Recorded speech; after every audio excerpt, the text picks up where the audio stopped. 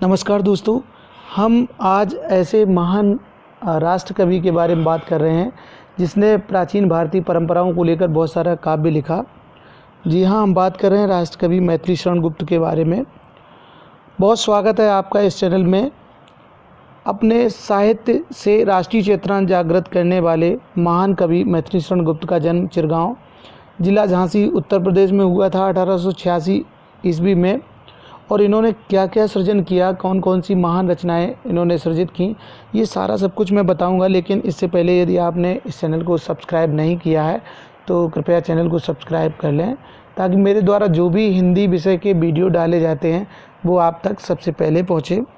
दोस्तों, मैथिली शरण गुप्त जी का जन्म हुआ था 1886 ईस्वी में, चिरगांव, जिला झांसी, उत्तर प्रदेश में।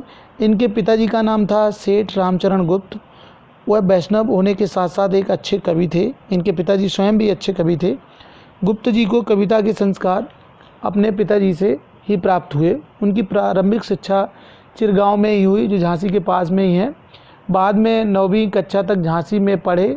स्कूली शिक्षा में मन न लगने के कारण उन्होंने स्कूल छोड़ दिया और घर पर ही स्वाध्याय किया। कुछ समय बाद गुप्त जी आचार्य महावीर प्रसाद द्विवेदी के संपर्क में आए। मैं बता दूं, आचार्य महावीर प्रसाद द्विवेदी बहुत बड़े आलोचक और सरस्वती पत्रिका के संपादक थे। और जब मैथिली शरण गुप्त जी उनके संपर्क में आए तो एक नया परिवर्तन आया उनके जीवन में। द्विवेदी जी की प्रेरणा से उनके मन में, उनके मानस में कवि का जो बीज है वो स्फुरण हुआ और वो जाके बहुत प्रौढ़ हुआ। पहले उनकी रचनाएं सरस्वती में छपीं। सन 1923 ईस्वी में गुप्त जी की भारत भारती नामक काव्य कृति प्रकाशित हुई, जिसने उन्हें साहित्य जगत में प्रसिद्ध दी। सन 1952 से लेकर 1964 तक राज्यसभा के मनोनीत सदस्य रहे। गुप्त जी को भारत का राष्ट्र कवि होने का गौरव प्राप्त हुआ। सन 1964 ईस्वी में हिंदी के इस महान कवि का देहांत हो गया, स्वर्गवास हो गया। तो इस तरह से मैथिली शरण गुप्त जी ने बहुत सारी रचनाएं लिखी और जिससे उनकी ख्याति पूरे देश में और पूरे हिंदी साहित्य जगत में फैली। मैथिली शरण गुप्त जी की क्या साहित्यिक सेवा है और क्या कौन कौन सी रचनाएं, उन पर भी बात करते हैं। मैथिली शरण गुप्त ने अपने साहित्य से राष्ट्रीय चेतना जागृत की।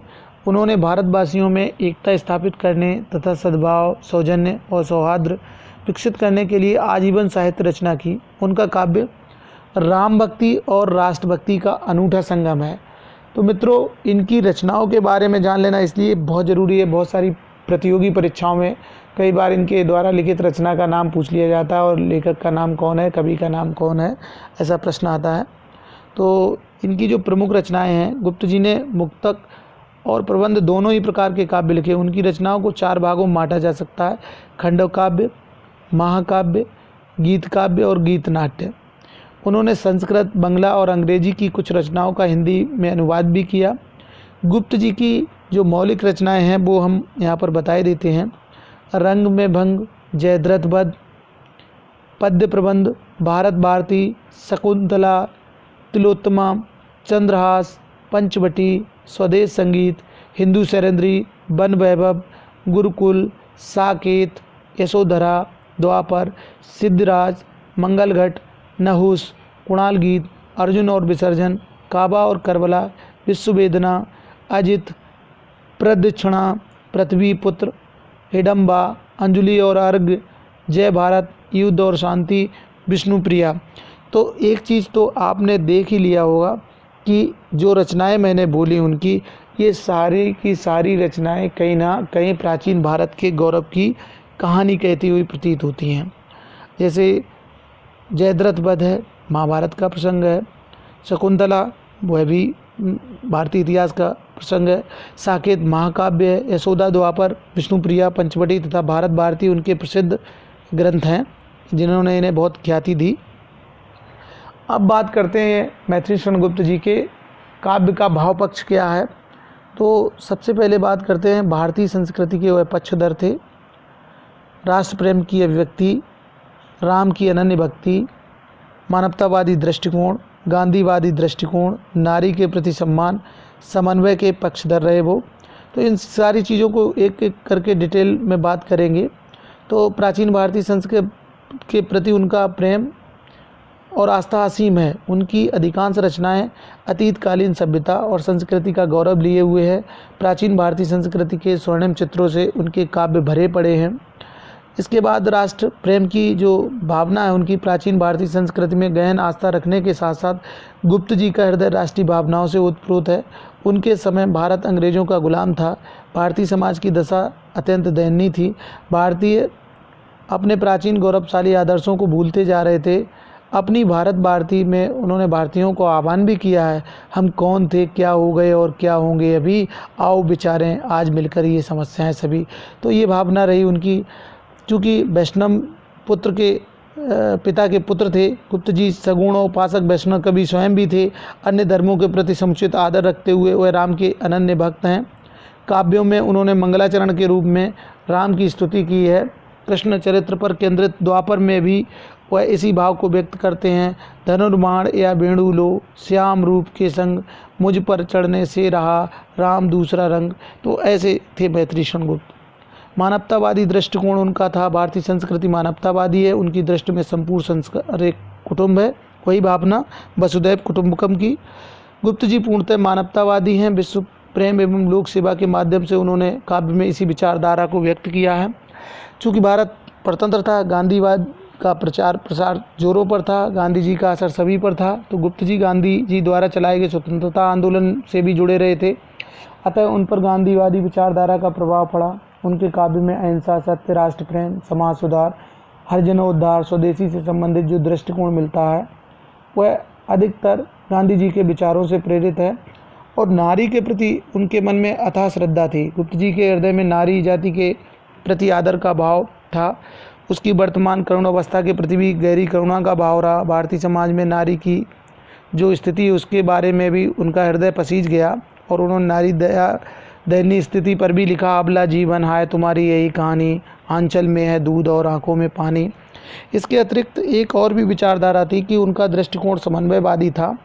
गुप्त जी को प्रायः समन्वयवादी कवि कहा जाता है। उनके काव्य में अतीत और वर्तमान, सगुण निर्गुण, भक्ति और ज्ञान, सत और असत, व्यक्ति और समाज, धर्म और कर्म आदि के जीवन विभिन्न विरोधी पक्षों का अद्भुत समन्वय है। रामचंद्र शुक्ल जी ने उनके बारे में कहा है, गुप्त जी वास्तव में सामंजस्यवादी कवि थे। सब प्रकार उच्चता से प्रभावित होने वाला हृदय उन्हें प्राप्त है। प्राचीन के प्रति पूज्य भाव और नवीन के प्रति उत्साह दोनों इनमें है। अर्थात ये बड़े समन्वयवादी कवि हैं।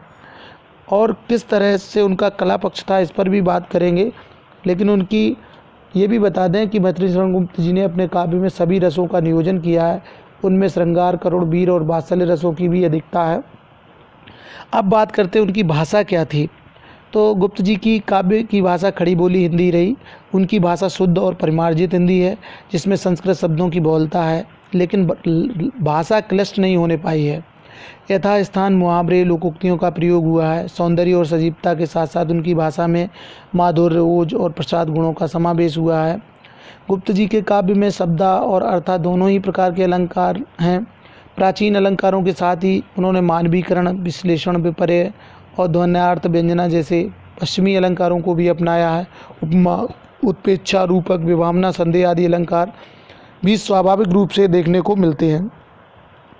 गुप्त जी के काव्य में छंद विधान में पर्याप्त विविधता दिखाई देती है। दोहा, सवैया, छप्पय, घनाक्षरी, सिगरणी, द्रुत, विलंबित, मालिनी आदि अनेक प्रकार के छंद प्रयोग हुए हैं उनके काव्य में, जिससे वास्तव में उनका काव्य एक महान काव्य परंपरा का पोषक लगता है। और गुप्त जी की जो शैली अपने काव्य में प्रमुखतः भावात्मक शैली का प्रयोग किया है। इसी शैली के अंतर्गत उनके काव्य में विचारात्मक, आत्मकथात्मक, आत्मा व्यंजक, सूक्ति आदि शैलियों का प्रयोग भी हुआ है।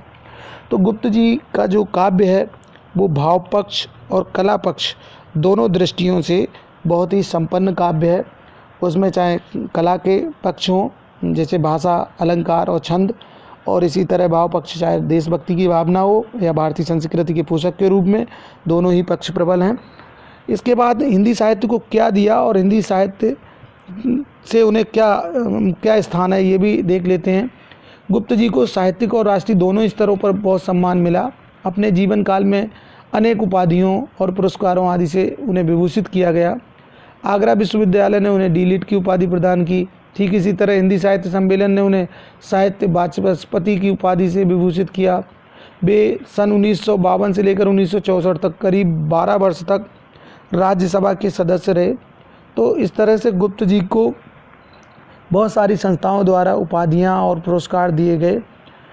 अब बात करते हैं कि वास्तव में गुप्त जी का जीवन जो है करीब करीब ये मान लीजिए 78 वर्ष एक औसत आयु को जी कर गए, लेकिन उन्होंने हिंदी साहित्य की जो सेवा की वो वाकई में अद्भुत है। मित्रों, अभी हमने इस जो वीडियो है इसमें आपको बताया उनके जीवन के बारे में, उनकी साहित्य सेवा के बारे में बताया, भाव पक्ष, कला पक्ष और हिंदी साहित्य को उनकी क्या देन है, उनकी हिंदी साहित्य में क्या स्थान है, ये सारी जानकारी दी। अगर वीडियो अच्छा लगे तो चैनल को सब्सक्राइब करिएगा।